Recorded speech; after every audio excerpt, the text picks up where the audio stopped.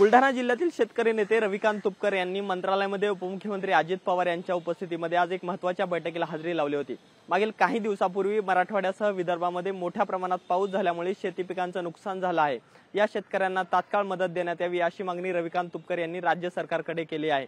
याचबरोबर पीक विम्याचे जे काही थकीत पैसे आहेत ते सुद्धा शेतकऱ्यांना देण्यात यावी अशी मागणी रविकांत तुपकर यांनी राज्य सरकारकडे केली आहे। आजच्या बैठकीमध्ये रविकांत तुपकर आणि कृषी विभागाच्या सचिव यांच्यामध्ये खडाजंगी झाल्याची माहिती सुद्धा मिळत आहे। त्यामुळे पाहणं महत्त्वाचं ठरणार आहे। रविकांत तुपकर यांच्या मागण्या येणाऱ्या काळामध्ये राज्य सरकार मान्य करणार का हे सुद्धा पाहणं महत्त्वाचं ठरणार आहे। कॅमेरामॅन विनोद सह मी अजय अडसूळ, लोकशाही न्यूज, मुंबई। नवी मुंबईमध्ये पर्यावरणाचं संतुलन राखण्यासाठी बेलापूरचे आमदार मंदा म्हात्रे सध्या मैदानात उतरले दिसून येत आहे। घरगुती गणपती आणि सार्वजनिक गणेशोत्सव मंडळांना भेट देत प्लास्टिक पिशवी वापरू नका, त्यांनी पर्यावरणाचं संतुलन बिघडत आहे, त्याऐवजी कापडी भेट जे आहे मंदा म्हात्रे यांच्याकडून घरगुती मंडळांना आणि सार्वजनिक गणेशोत्सव मंडळांना भेट देताना दिसून येत आहे। त्यामुळे पर्यावरणाचं संतुलन राखण्यासाठी बेलापूरचे आमदार मंदा म्हात्रे जनजागृती करताना दिसून येत आहे। तसेच आतापर्यंत त्यांनी 3000पेक्षा कापडी पिशव्या सार्वजनिक ठिकाणी वितरित करण्यात आले। त्यामुळे पर्यावरणाचं संतुलन राखण्यासाठी आता जनजागृती करण्याचं आवाहन त्यांच्याकडून केलं जात आहे। कॅमेरामॅन ज्ञानेश्वर बागडेसह विकास मिरगणे, लोकशाही, नवी।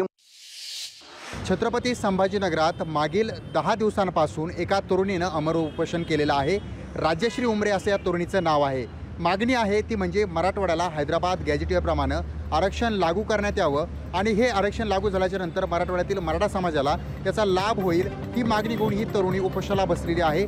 तब्बल 10 दिवसांपासून अमर उपोषण केल्या कारणानं या तरुणीची प्रकृती देखील खालावलेली आहे। मात्र सरकार आमच्याकडे गांभीर्यानं पाहत नाही, जाणीवपूर्वक दुर्लक्ष करतं असा आरोप देखील यांनी केलेला आहे। त्यामुळे 17 सप्टेंबरपर्यंतची मुदत सरकारला या ठिकाणी देण्यात आलेली आहे। 17 सप्टेंबरपर्यंत जर हा प्रश्न मार्गी लागला नाही तर 18 सप्टेंबरची पहाट मी पाहणार नाही असा मोठा इशारा देखील या ठिकाणी या तरुणीने दिलेला आहे। मात्र या ठिकाणी या उपोषणाची तीव्रता देखील वाढत चाललेली आहे, कारण संताप जो आहे तो समाजाचा वाढतोय। 10 दिवसांपासून जर कुणी उपाशीत राहत आहे, 10 दिवसांपासून पोटात अन्नाचा कण नाही आहे, तर त्याकडे सरकारनं सुद्धा गांभीर्यानं पाहायला हवं आणि समाजाला दिलासा द्यायला हवा। मात्र सरकारवर आरोप केला जातो की सरकार याला गांभीर्यानं घेत नाही आहे आणि त्यामुळं संतापही समाजाचा वाढत चाललेला आहे। त्यामुळे ही मागणी किती पूर्ण होते किंवा या मागणीकडे सरकार कसं पाहतं हे सुद्धा महत्त्वाची भूमिका घेणं म्हणता येणार आहे। आणि प्रामुख्याने जर पाहिलं तर ही मागणी गेल्या बऱ्याच दिवसांपासून सुरू होती, त्या मागणीला मात्र सरकारनं कानाडोळा केला आहे, हाच आरोप वारंवार केला जातो। त्यामुळं या मागणीला धरून सरकार गांभीर्यानं ही मागणी पूर्ण करतंय का हे पाहणं सुद्धा महत्त्वाचं आहे। सचिन बडे, लोकशाही मराठी, छत्रपती संभाजीनगर। बीड जिल्ह्यातील आष्टी पोलीस ठाणे हद्दीमध्ये एएससी कंपनीच्या माध्यमातून जवळपास 1400 लोकांची फसवणूक झालेली आहे आणि याच प्रकरणामध्ये आता स्वतः भाजपाचे आमदार सुरेश धस यांनी लक्ष घालून आष्टी पोलीस ठाण्यामध्ये ठिय्या देखील मांडल्याचं पाहायला मिळालं। याच दरम्यान जर पाहिलं तर आष्टी पोलीस ठाण्यामध्ये स्वतः हजर राहून सुरेश धस यांनी या प्रकरणामध्ये स्वतः लक्ष घातलेलं आहे आणि याच प्रकरणातील जे काही दोषी असतील त्यांच्यावरती कारवाईची मागणी देखील केलेली आहे। याच प्रकरणामध्ये संबंधित जे काही व्यापारी असतील आणि जे गुंतवणूकदार असतील त्यांनी सायबर सेलकडे तक्रार केली होती, परंतु सायबर सेलच्या माध्यमातून या प्रकरणाकडे दुर्लक्ष होत असल्याचं दिसून आलं होतं आणि त्याचमुळे हे संपूर्ण जे काही गुंतवणूकदार होते ते आमदार सुरेश धस यांच्याकडे गेले आणि सुरेश धस यांनी या प्रकरणामध्ये आता स्वतः देवेंद्र फडणवीस असतील यांच्याकडे देखील तक्रार जी आहे ती नोंदवलेली आहे। लवकरात लवकर यातील दोषींवरती कारवाई करा अशी मागणी जी आहे सुरेश धस यांच्यासह जे गुंतवणूकदार आहेत त्यांनी देखील केलेली आहे पाहायला मिळते। याबरोबरच आष्टी तालुक्यातील 1400 गुंतवणूकदारांची जवळपास लाखो रुपयांची फसवणूक जी आहे ती या प्रकरणात झालेली आहे। त्यामुळे आता तपासाची चक्र जी आहे ती आष्टी पोलिसांनी फिरवलेली दिसून येते। विकास माने, लोकशाही मराठी, बीड। कोल्हापूर शहरातील रस्त्यांची अत्यंत दयनीय अवस्था झाली आहे। शहरात रस्ते आहेत की खड्डे आहेत हेच वाहन चालकांना कळत नाही आहे, कारण मोठ्या प्रमाणावरती खड्डे झाल्यानं वाहन चालकांची अक्षरशः दयनीय अवस्था झाली आहे। याच मुद्द्याला लक्ष करत आज शिवसेना उद्धव बाळासाहेब ठाकरे पक्षाच्या वतीनं लक्षवेधी मोर्चा काढत आंदोलन केलं गेलं आहे।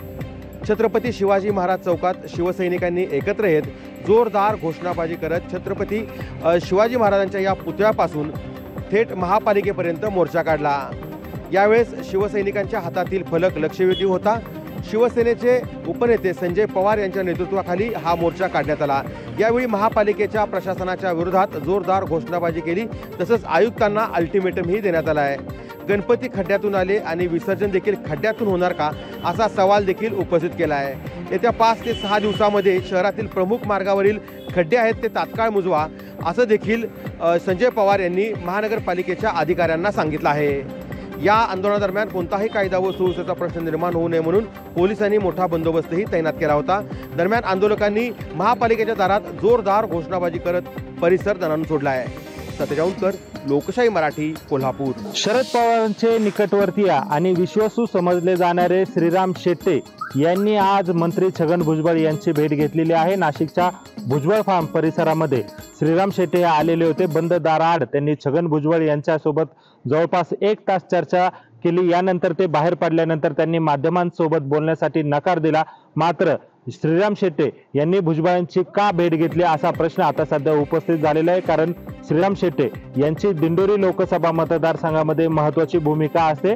राष्ट्रवादी शरद पवार गटाचे उमेदवार असलेले भास्कर बगरे यांना निवडून आणण्यामध्ये श्रीराम शेट्टे यांचा महत्त्वाचा वाटा होता आणि दिंडोरीचं जे राजकारण आहे ते श्रीराम शेट्टे यांच्याशिवाय पूर्ण होऊ शकत नाही। याचप्रमाणे अजित पवार ज्यावेळेस नाशिकमध्ये आलेले होते, जनसन्मान यात्रा त्यांनी घेतलेली होती दिंडोरीत, जेव्हा ते आले होते त्यावेळेस देखील श्रीराम शेट्टे यांची त्यांनी भेट घेतलेली होती। त्यामुळे एकूणच आगामी विधानसभा निवडणुकीच्या पार्श्वभूमीवर भुजबळ आणि श्रीराम शेट्टे यांच्यामध्ये काही चर्चा झाली का, किंवा श्रीराम शेट्टे यांना दिंडोरी मतदारसंघामधून कुठला उमेदवार द्यायचा आहे की हे श्रीराम शेट्टे ठरवत असतात। त्यामुळे या संदर्भात काही चर्चा झाली का हे देखील पाहणं महत्त्वाचं ठरणार आहे। मात्र या जरी चर्चा असल्या तरी मात्र आगामी काळामध्ये आता श्रीराम शेट्टे यांची भूमिका ही नेमकी कोणाच्या बाजूने असणार आहे हे पाहणं खरं तर महत्त्वाचं ठरणार आहे। महेश माले, लोकशाही मराठी, नाशिक। सोलापुरातील NTPC वीज निर्मिती प्रकल्पामध्ये नोकरी लावतो म्हणून 7 जणांची फसवणूक केल्याप्रकरणी MIDC पोलिसांनी संशयित आरोपीला अटक केलेली आहे। NTPC मध्ये नोकरी लावतो म्हणून 7 जणांकडून तब्बल 32 लाख रुपये घेऊन नोकरी न लावल्यामुळे सूरज चव्हाण या संशयित आरोपीला MIDC पोलिसांनी अटक केलेली आहे। आणखीनही काही जणांची फसवणूक केलेली आहे का याबाबतचा तपास देखील MIDC पोलीस करत असून त्याला न्यायालयात हजर केले असता न्यायालयाने 12 तारखेपर्यंत पोलीस कोठडी देखील जे ते सुनावलेली आहे। वसीम अत्तार, लोकशाही न्यूज, सोलापूर। यवतमाळ जिल्ह्यातील कळंब तालुक्यातील मैतापूर गावामध्ये अनेक दिवसापासून पांदण रस्त्याची मागणी होत होती। मात्र त्या ठिकाणी आतापर्यंत पांदण रस्ते न झाल्याने शेतकरी संकटात सापडलेला आहे। एकंदरीत पाहिलं तर टोंगळाभर पाण्यामधून या ठिकाणी शेतकऱ्यांना प्रवास करावा लागतो, बैलगाडीनं प्रवास करावा लागतो। मात्र प्रशासन झोपला असल्याचं सुद्धा या ठिकाणी शेतकऱ्याच्या वतीने सांगण्यात जात आहे। अनेक नागरिकांनी या ठिकाणी जे आहे जिल्हा परिषद असो, जिल्हा अधिकारी असो यांना निवेदन दिले। मात्र आतापर्यंत प्रशासन कुठेही या गावाकडे लक्ष देत नसल्याची ओरड या ठिकाणी नागरिकाच्या आणि शेतकऱ्याच्या वतीने केल्या जात आहे। खरंच येणाऱ्या दिवसामध्ये आता हा पांदण रस्ता होईल का, शेतकऱ्यांना दिलासा मिळेल का असा सवाल सुद्धा यावेळेस उपस्थित केला जात आहे। संजय राठोड, लोकशाही मराठी, यवतमाळ। गेल्या अनेक महिन्यांपासून खड्ड्यांचं साम्राज्य आहे आणि यामुळे मोठे अपघात त्या परिसरामध्ये होत आहेत। मोठे इगतपुरी परिसरामध्ये गेल्या आठवड्याभरापासून पाऊस सुरू आहे आणि या पावसामुळे इगतपुरी महामार्गावरती जे आहेत खड्ड्यांचं साम्राज्य आणि याचा जो फटका आहे तो वाहनधारकांना बसत आहे। अनेक वाहनधारकांचे अपघात या परिसरामध्ये होत आहेत, परंतु संबंधित विभाग आहेत की कोणालाही सुमानायला तयार नाही आहे। प्रशासनाने अल्टिमेटम दिल्यानंतर देखील कोणत्याही प्रकारचे खड्डे अजूनपर्यंत बुजवले गेलेले नाही।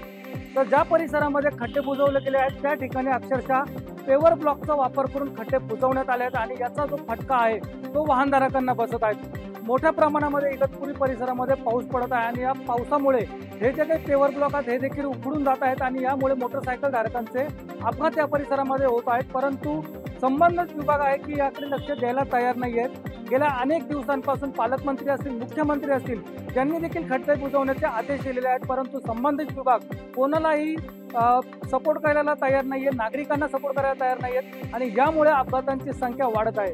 त्यामुळे असून खोळंबा नसून अडचण अशी परिस्थिती ही वाहनधारकांवरती झालेली आहे आणि यामुळे इगतपुरी परिसरातील महामार्गावरील खड्डे कधी बुजवले जातील असा प्रश्न आता सर्वसामान्य विचारू लागले आहे। लोकशाही न्यूजसाठी विकास काजळे, इगतपुरी, नाशिक। लोकशाही मराठी, ऐका, पहा, जागरूक रहा।